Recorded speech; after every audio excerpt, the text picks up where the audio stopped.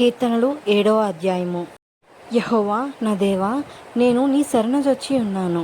నన్ను తరుమువారి చేతిలో నుండి నన్ను తప్పించుము.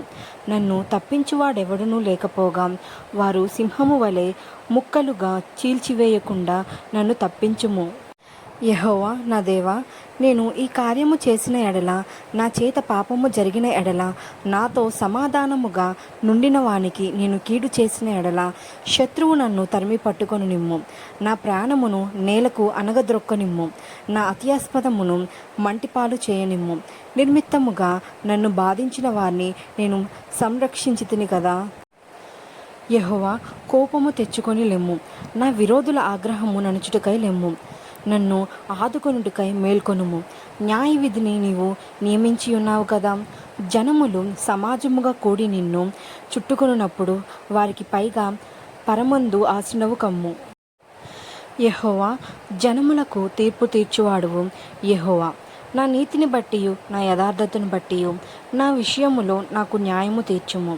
హృదయములను అంతరంద్రియములను పరిశీలించు నీతిగల దేవా, దుష్టుల చెడుతనము మాన్పుము.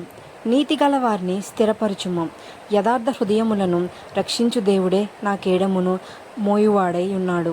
న్యాయమును బట్టి ఆయన తీర్పు తీర్చును. ఆయన ప్రతిదినము కోపపడు దేవుడు. ఒకడును మల్లని ఎడల ఆయన తన ఖడ్గమును పదును పెట్టును.